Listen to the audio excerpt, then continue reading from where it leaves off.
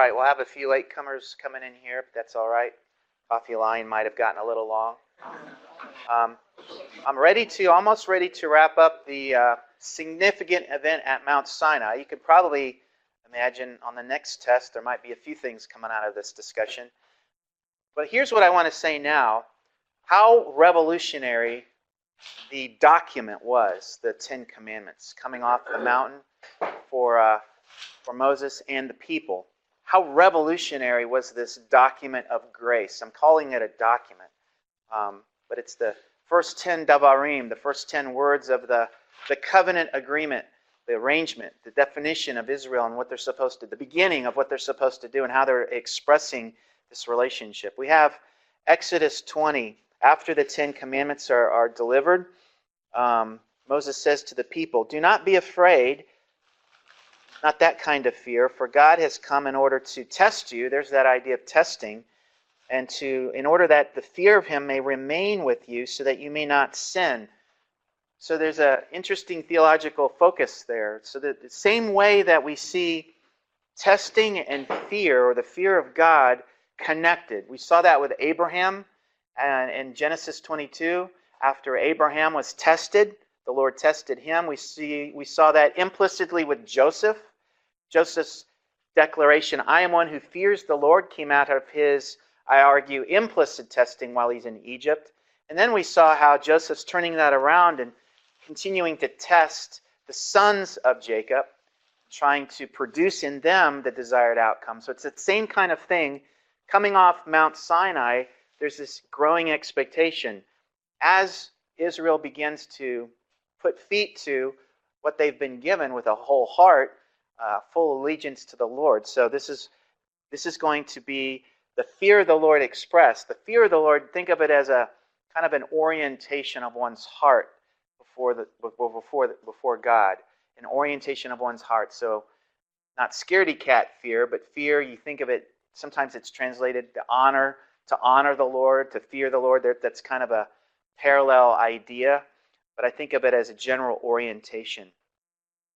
Now, why was this such a radical document in terms of what's going on in the ancient world, in the ancient Near Eastern world? So what I've done is pulled just one example out of a library of a collected text. This comes a little bit later in history from Ashurbanipal in and around the 7th century BC.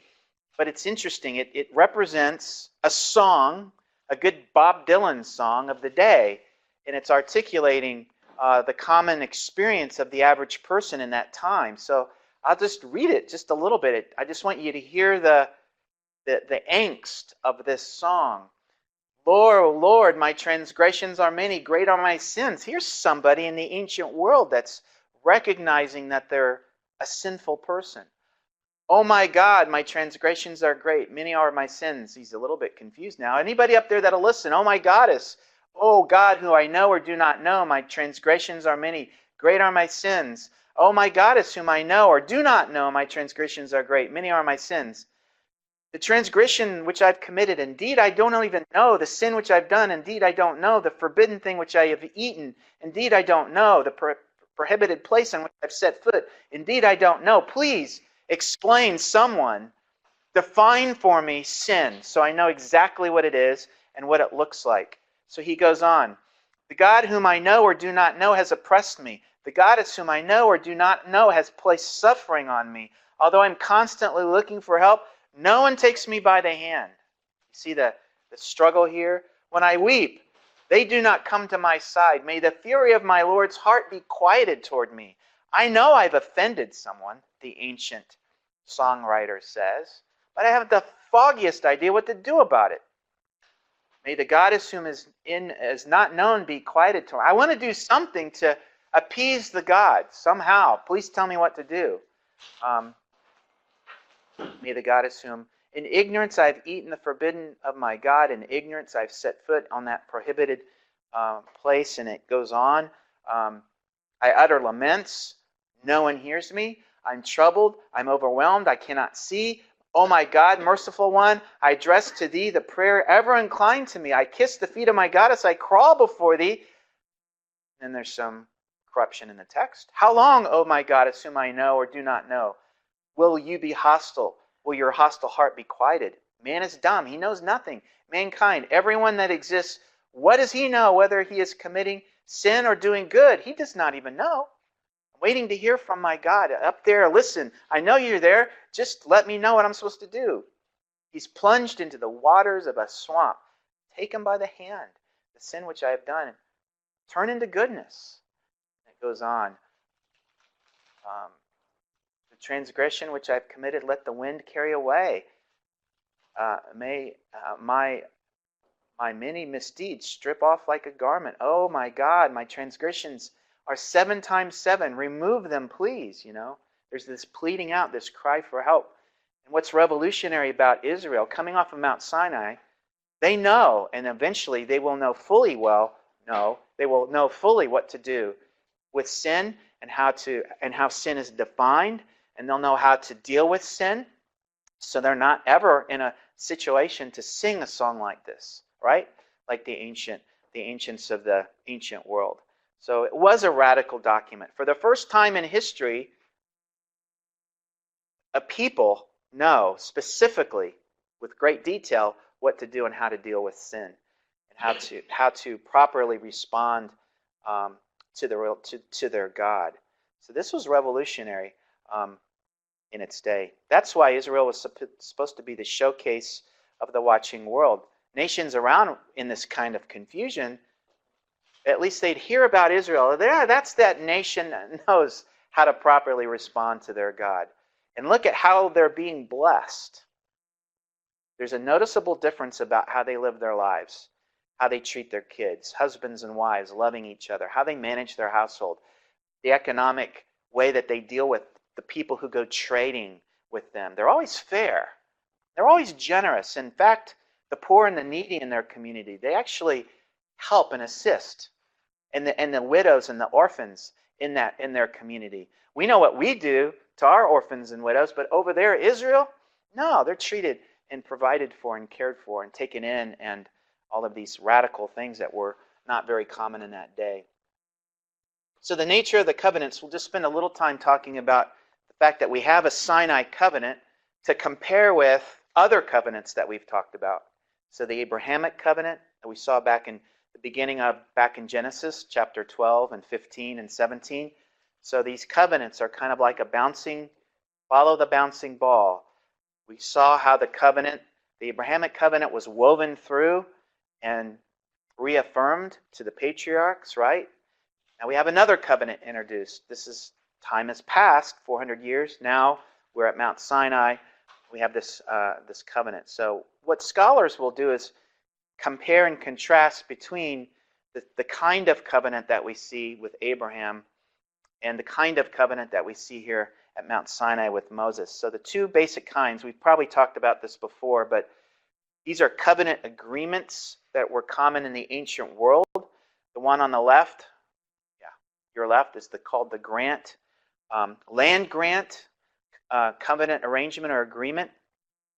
And the basic idea of the land grant was the giver of the covenant makes a commitment to the vassal or to the lesser king. It represents an obligation then of the suzerain to the, it represents an obligation of the master to his vassals, so the suzerain to the vassal. And then primarily is a protection of the rights of the vassal. But interestingly, number 4, that's kind of the idea, this land grant idea, the Abrahamic covenant, is this unconditional idea. So it had no, you might say simply, no strings attached. That's the first kind of covenant. And then in contrast, we see the treaty idea, the treaty covenant, showing up at Mount Sinai, where you've got the promises or rewards for punishment or blessing wrapped up in the obligations of the vassal. So there's conditionality built into that covenant.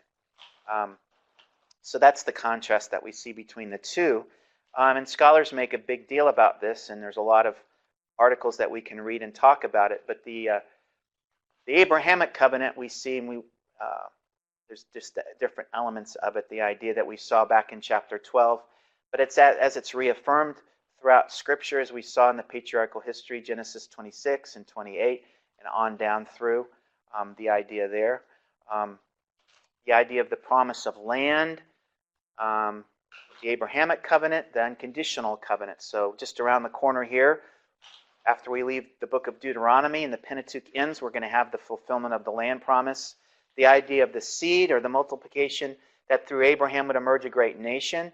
We're starting to see that, and that'll be again picked up with another famous covenant down the road with the Davidic covenant.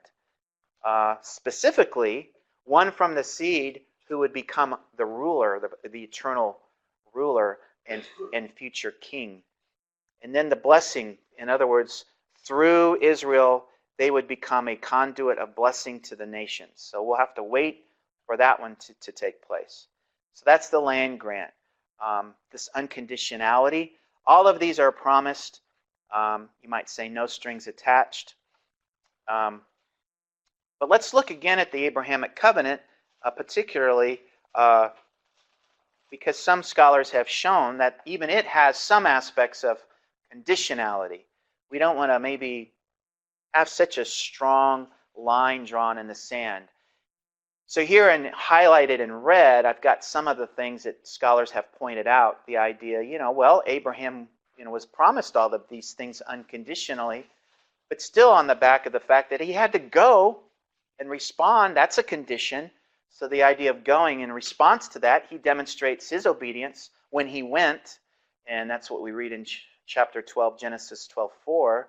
And with reference to the seed, the command to walk before me and be blameless, chapter 17, verse 1, comes before the promise to confirm the covenant. So there's the activity of putting feet to the commands. And then again in down here in chapter 17, the grant promises extend to those of Abram's household who would demonstrate fidelity or follow through. So there's the expectation of future obedience with regards to that Abraham's household. So that's just a few things there in that slide. So really the big idea that I'm trying to leave here is I'm one who likes to see the aspects of both unconditionality but also conditionality with regards to these covenants, the Abrahamic covenant. And here's what I see as we move ahead. At Sinai, some scholars will make a big deal about it. It's all conditional. So the treaty idea, the Sinai covenant, what comes down off of Mount Sinai is this idea of 100% treaty idea. So it's all based on the reward of the covenant is all determined and on the back of the condition that the vassals, in this case Israel, would demonstrate obedience. Now, we know that's true. I'm not dismissing that, but we go back again to what comes before the exchange, coming off of the mountain on 2 tablets of stone, those first 10 words.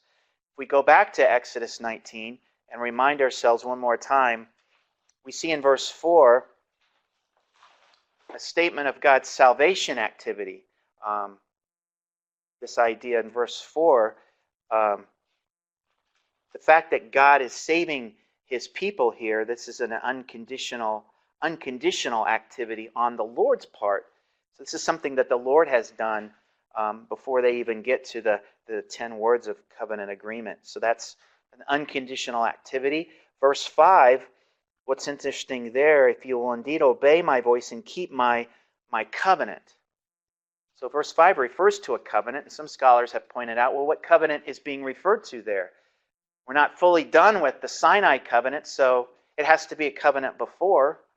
So the idea is maybe what's implied there, what Moses is getting at in verse 5 is that this covenant that's about ready to be established here at Mount Sinai continues and is on the back of previously delivered unconditional covenants. That is the Abrahamic covenant and its thread through the patriarchal history. So we're really talking about an ongoing covenant at this point.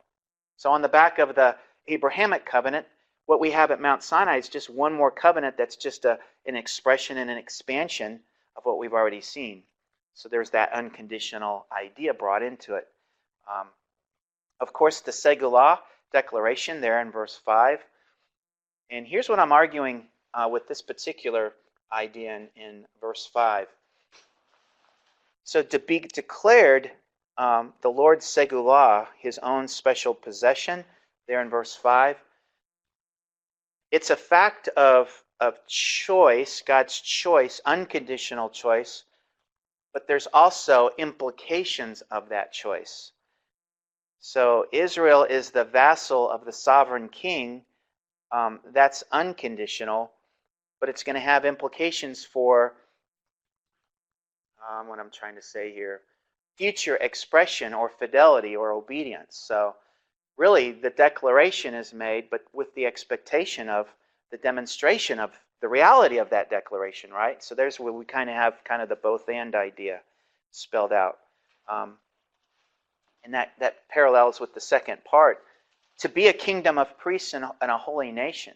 That's a definition of what's to be expressed. So what will emerge when Israel gets to the land is this emerging kingdom of priests and a holy nation. That will require, again, not only the declaration, which makes it true, but the follow-through and the expectation of obedience. So I think what we have to be kind of close to the idea. And I talked about that with Ephesians 2, 8, and 9, the idea in the New Testament before. All right, I think I want to... We can even think about the beginning. The fancy term is the eschatological or future implications of this. One of the questions that we can ask ourselves is, when will, in history, Israel's, the fullness of her status as Segullah be realized in history? You know, on her wedding day, of course, we have the exchange of words, we have the declaration, you are my bride, I am the groom, and the establishment of that covenant relationship, which changes everything. What's interesting is that if we look ahead, and if you've not had my prophets class yet, but what we'll come back to in the prophets class is this prophetic, when the Lord starts to speak to the prophets, and when we have the righteous remnant over here huddled in a side of a back room, when all of the rebellious majority out here have been walking away from the Lord, you're all asking the question. I'm pointing to you because you're part of the righteous remnant tonight, so you're sitting in the right part of the room. You're all asking this question. Well, has God given up on us yet? That's the question that the prophets come to address. And the primary response is, no, he's not given up on the righteous remnant, because the day of the Lord is coming. Because the Lord's coming. When he comes, the day of the Lord, this is a future day, when he comes to be king again, he sits on his throne and he establishes, the temple will be coming back. He'll establish peace in the land, and all of the nations of the world will come streaming up to respond to this new thing on the day of the Lord. This is this future day. And I would argue it's on that day that we see the fullness of kingdom of priests and holy nation realized in God's nation, the nation of Israel. So they have this future, and we're wrapped up in that future as well. Here's kind of what it looks like, and it's a little bit confusing, but as I've been looking at this in the broad picture of the whole history of Israel, the unconditionality and the conditionality, and how they kind of play out in the history of what we call salvation history. So from the very beginning, we have the unconditional promises, land, nation, blessing, and I will be their God forever, coming from the Abrahamic and patriarchal reaffirmation of the covenant, kingdom of priests and a holy nation. That's that unconditional thread of promise. So those are the things that can't change because God's promised them, and because of God's character that doesn't change, he's obligated to follow through with those promises. Now, despite the infidelity or the disobedience of God's people, as we get into the period of the book of Judges, as we'll get to in this class, but then we dive into the period of the monarchy, united kingdom, and divided kingdom, we have another 400-year period of spiritual chaos. And how many kings are evaluated positively in Israel, the northern kingdom? 0. How many kings out of the 20 kings in Judah that are evaluated by the author of Kings are evaluated positively? 8. Very few. So this spiritual chaos on the conditional aspects of the covenants that are being made, we're going to see on the backdrop of that a failure of the people, a failed kingdom, and failed kings. So when is it when we're going to have the right king come along to make all this right? And so we have the prophets. They go back to the Davidic covenant.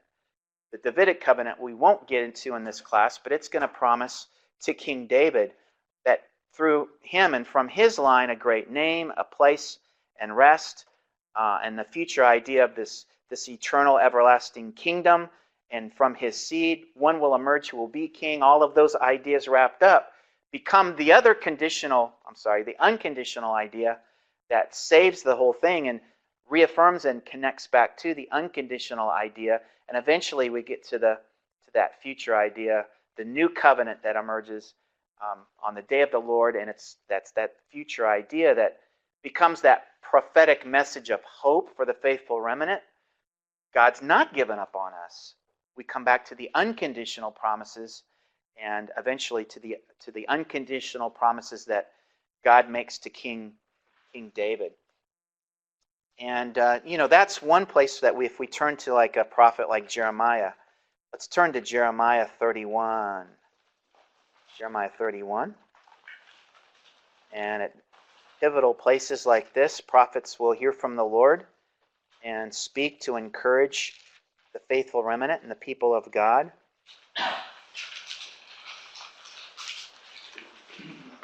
And whenever you see a phrase like this, behold, days are coming, they're always looking down the road and anticipating oftentimes the day of the Lord. Well, what's going to happen on this day, declares the Lord. Verse 31, chapter 31, verse 31. When I will make a new covenant with the house of Israel and with the house of Judah, not like the covenant which I made with their fathers in the day I took them by the hand to bring them out of the land of Egypt, my covenant which they broke, that's the conditional aspects, although I was a husband to them, declares the Lord. But this is the covenant which I will make with the house of Israel after those days, declares the Lord. I'll put my Torah within them, and on their heart I will write it. I'll be their God, and they shall be my people. So this is kind of a new thing, but I would argue here, building on those unconditional aspects. So we've got this covenant that's morphing and emerging now, but it's focused on the future, and it's going to have some different aspects. We see another place in Ezekiel. Let's turn to Ezekiel chapter 36. One more thing. I think this is the passage that, chapter 36, verse... Oh no. What's that? I'm in Jeremiah. Here we go. Ezekiel, 36. There we go. Verse 22. So this same idea comes with Ezekiel, the prophet, who is the prophet to the exiles, for example, and he's writing to the righteous remnant that he's working to develop and expand. Verse 24, for I will take you from the nations, gather you from all the lands, and bring you into your own land. Then I'll sprinkle clean water on you. You will be clean, and I will cleanse you from all your filthiness, from all your idols. Moreover, I will give you a new heart and put a new spirit within you, and I'll remove the heart of stone from your flesh and give you a heart of flesh, and I'll put my spirit within you and cause you to walk in my statutes, and you will be careful to observe my ordinances. And it's all built on, if we move over to chapter 37 in Ezekiel, verse 24, he continues to ground it. My servant David will be king over them, and they will have one shepherd, and they will walk in my ordinances and keep my statutes and observe them. And they shall live on them. They shall live on the land that I gave to Jacob my servant, in which your fathers lived, and they will live on it, their sons and their sons' sons forever. And David my servant shall be their prince forever. So that's a reference to the Messianic king who will come on that day to reign as king and establish the kingdom. So that's why this discussion of conditionality and unconditionality, I think, is important. Because one of the things that the prophets have to do when it's chaos around, and the bad guys from the north, the Assyrians and the Babylonians, are coming down to start taking over the capital city of Jerusalem, is theologically reflect on all of this. Have we permanently failed? Has God permanently given up on us? And the answer is no, he's not, but we have to wait. So judgment will come, and maybe the bad will come before the good, but eventually the good will come and the restoration will come. That was their basic message. So they have to wrestle with the fact that, yes, we have failed. There is a majority of us who are caught in their idolatry and their sin, and all of the prophets that, as we'll see, scream against the majority. But to the faithful minority, the prophets have to remind them that there's the unconditionality of the covenants. God's obligated to follow through with the unconditional aspects. Those are the future things that we have to wait for. God will come again and reign as king. And when that happens, those are the things that we have to look forward to. We just have to wait. And so that's where that's kind of like the basic idea of the slide here. So we move on. Now we get to the theology of the tabernacle, which also involves the priesthood. And this idea that we've talked about before, the significance of bearing the name, right? And this idea. So it's this name, this special status that comes with bearing the name Yahweh, which also is kind of the foundation for all of this. Because this is going to matter when Israel is beginning to figure out, well, how do we worship? How are we to worship this one true and living God? And we see in this kind of rudimentary chart that this kind of shows that the implication of the name Yahweh is that Israel as a nation becomes the center for this expression, or the showcase for the world. So the tabernacle becomes the portable church building for Israel. It'll move with them wherever they go as the Lord leads them in the wilderness eventually to get to the land.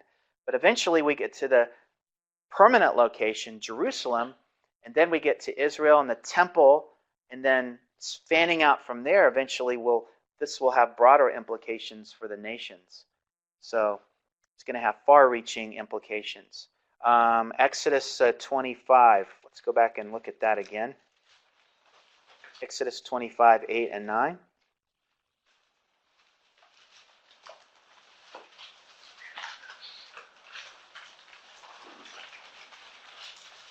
No.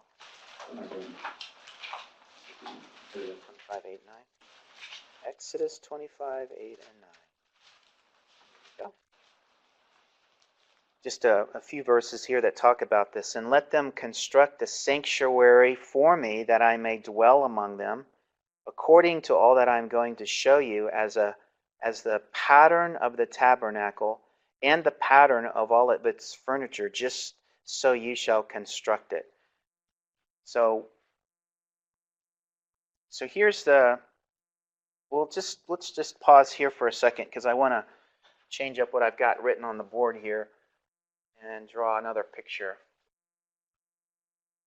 What'll be unique about the details that are just around the corner in Exodus, and this is a picture that I drew for my Sunday school class on Sunday. And really what we talk about here with the details that we have in Exodus and all of the details of how this tabernacle is to be constructed. Exodus 25 talks about this pattern. I mean, in the old days, I remember going to this store where you'd buy cloth and patterns. People would make their own clothes back in the old days. My mom would do that to save money for the family. But this pattern of the earthly tabernacle, so that's the earthly tabernacle. This is the one that Moses is instructing the people to construct in a very specific way, but the pattern for the earthly representation comes from an eternal reality of a tabernacle. So we call this the heavenly tabernacle. All right. So oftentimes we find that the reason for the details and the exact specifications are because it's representing an eternal reality. This is the real substance of what's going on. This is just the earthly representation of the heavenly reality. So what we're going to have here is, as we move forward, is the significance, because this is going to be functioning. There's things and exchanges that go on in the earthly tabernacle when we get to the sacrificial system, and the sacrifices and all of that take place in the earthly tabernacle. So you can think of this rudimentary box as the earthly tabernacle. There's going to be an intersection with what's happening in the eternal realm. So when Israel is, by faith, expressing themselves in obedience, following through with the instruction of Moses and dealing with sin in an interesting kind of way, that exchange is intersecting with the eternal reality of the exchange that's already happened in the heavenly tabernacle. So Israel, because we've got some hints, some interesting hints about things like the lamb, slain from before the foundation of the world, things like that. So I'm jumping ahead a little bit. So let's keep going here. We'll get into some of these details here. Let's see. Let's look ahead on some of the implications for the significance of belonging to the Lord. So Exodus 28. Let's turn there. And the role of the priest.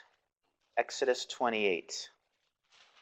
Let's see, beginning in verse 36. Let's see, Benjamin, where are you? There you are, over here. Start reading here in Exodus 28, beginning in verse 36, down through verse 38. You are to make a pure gold medallion and engrave it like the engravel of a seal, holy to the Lord. Fasten it to a cord of blue yarn so that it will be placed in the turban. The medallion is to be on the front of the turban. It will be on Aaron's forehead, so that Aaron may bear the guilt connected with the holy offering of the Israelites consecrated to the holy gift. Okay, so the basic idea is this idea of holy or belonging to the Lord. It's the status. Israel's status is linked to this idea of the bearing the name of the Lord. Turn to Deuteronomy now in chapter 7, verse 6. Deuteronomy 7, verse 6.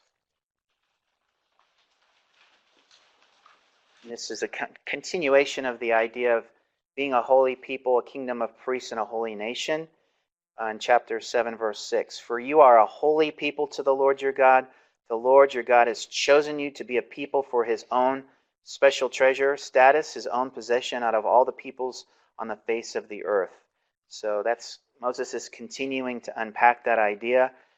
In chapter 14 in Deuteronomy, let's turn there in verse 2. Deuteronomy 14, verse 2.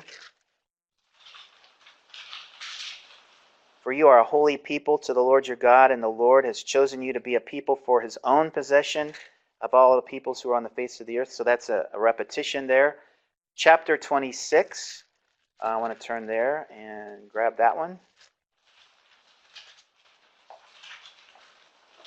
Verses 18 and 19. And the Lord has today declared you to be his people, a treasured possession, as he promised you, and that you should keep all of his commandments, and that he shall set you high above all in the nations which he has made for praise, fame, and honor, and that you shall be a consecrated people to the Lord your God, or a set-apart people to the Lord your God, as he has spoken. So all of these verses, as Moses continues to unpack the implication of the name-bearing responsibility and now attributed to the nation. We saw, if you remember, in the early chapters in Genesis 6, remember the battle over that idea that we saw. If we go all the way back to the Nephilim chapter in chapter 6, the men who are of reputation or name, so that name-bearing responsibility. No, we want to do that ourselves. And the rebellion that we saw in Genesis 11, the Tower of Babel, let us make for ourselves a name. So from the very beginning, we saw how there's this battle over the establishment of the name of Yahweh, and the bearing and the representing of that name is going to be part of the conflict as we move ahead. So, I think I've talked enough about the significance of the special treasure idea, and what that meant for Israel. So a lot of these things are writing on the back of this. Now, we get to a significant passage. One of the implications of this is one of the most well-known passages, if you are talking to a Jewish friend, is the Shema passage in Deuteronomy 6. We'll eventually get to it, but I just want to raise it here. In Deuteronomy chapter 6, verse 4,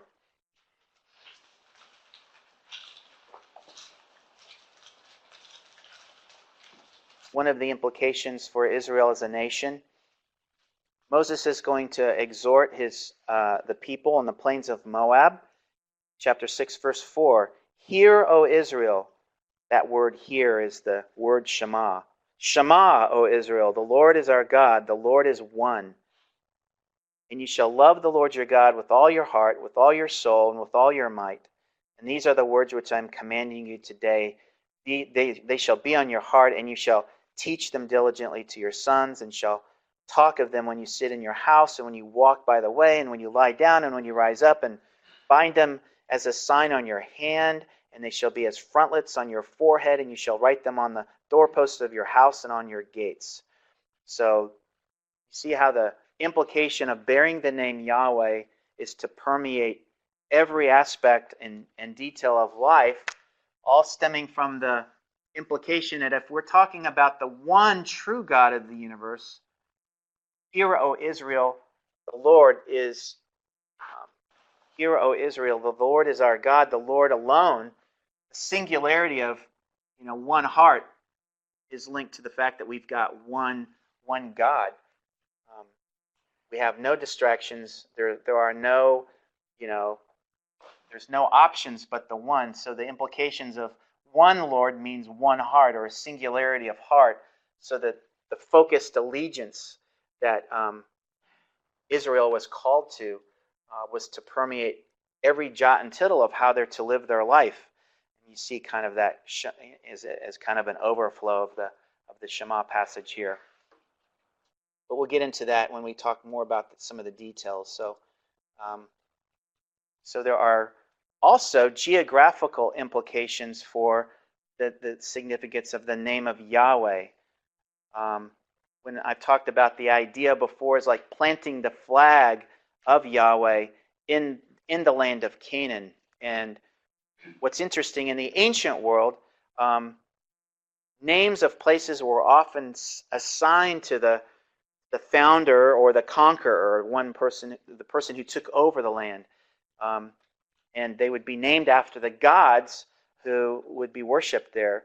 But what Moses does is he lays out the theological implications of the name Yahweh in its flag that's going to be planted in the Promised Land.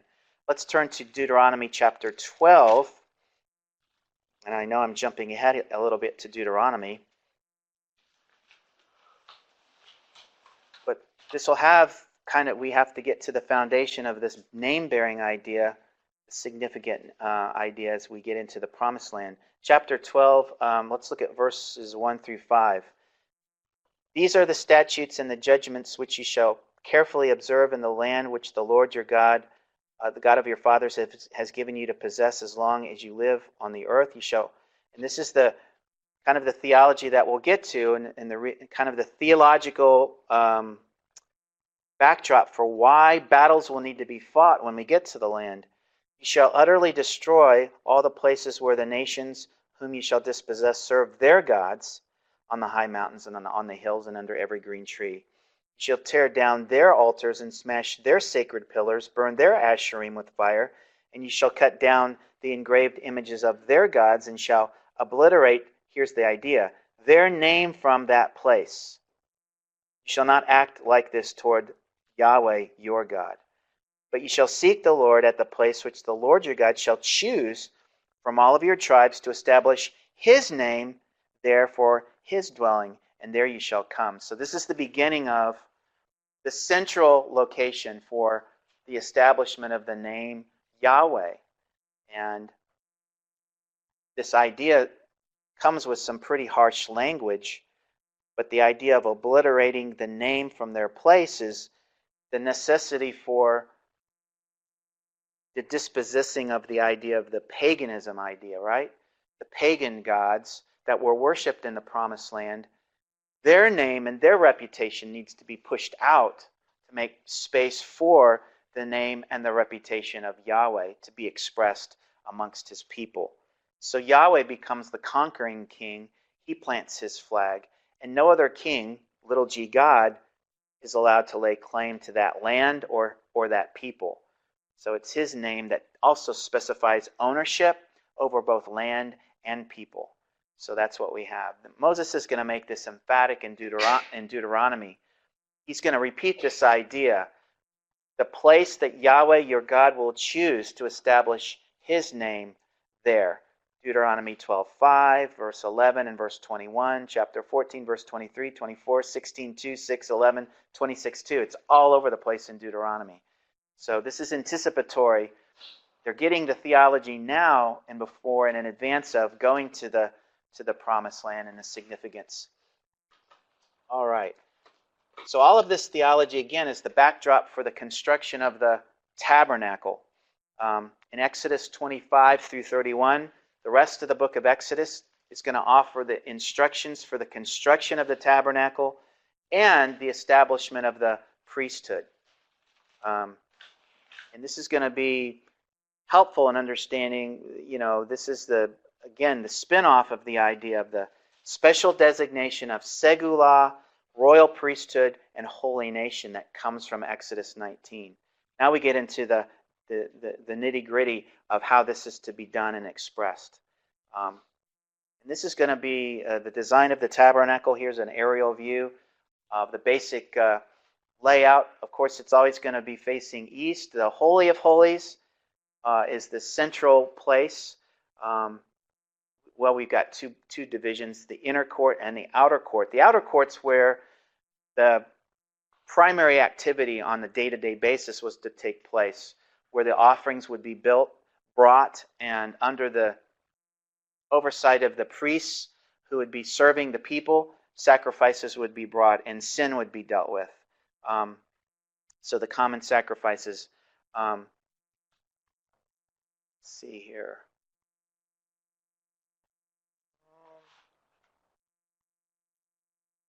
Let's turn to one passage in the New Testament, in Hebrews chapter 8, verse 1 through 6, before we take our break. Hebrews chapter 8. You might say the order of the significant location of the Holy of Holies is in the inner court and in the far back location of the tabernacle. And this is the place, the Holy of Holies was, as we'll see in Leviticus when we get there, is the place where the once-a-year sacrifice, the Day of Atonement sacrifice, would be taking place, where the high priest would take care of and make atonement for the sins of on behalf of all of the people. And that would be, so that was the sacred place, the Holy of Holies. But chapter 8 in Hebrews, verses 1 through 8. Let's see, have Alex, could you read for us chapter 8, verses 1 through 6? The main point of what has been said is this: we have such a high priest who has taken his seat at the right hand of the throne of the majesty in the heavens. A minister is sanctuary in the true tabernacle which the Lord pitched, not man. Forever a high priest is appointed to offer both gifts and sacrifices. So it is necessary the high priest also has something to offer. Now, if you were on earth, you would not be a priest at all, since there are those who offer the gift according to the law, who serve a copy and shadow of the heavenly things, just as Moses was informed by God when he was about to erect the tabernacle. For he says, that you make all things according to the pattern which was shown you on the mountain. But now he has attained a more excellent ministry, by as much as he is also the mediator of a better covenant, enacted on better promises. So you see the author of Hebrews, they're referring back to the copy and shadow of the heavenly things. See, this earthly tabernacle is a copy and shadow of the heavenly things, that is the heavenly tabernacle. So what's interesting here is that you have in this language, and it's in here in chapter 9 as well of Hebrews, Christ steps into that role as the high priest. He's the one who steps into not this tabernacle, but this one, the heavenly tabernacle, and he's the one who brings the sacrifice of himself, right? He's now both priest and sacrifice, and he's taking care of business in the heavenly tabernacle once a year, in line with the instructions and teaching of this Day of Atonement sacrifice. So that's a significant connection there between the old and the new. What Christ did in accomplishing once and for all was what the high priest would do on an annual basis, year to year, according to Moses' instructions. But we'll get to that soon. Let's take our next break and come back in 10 minutes.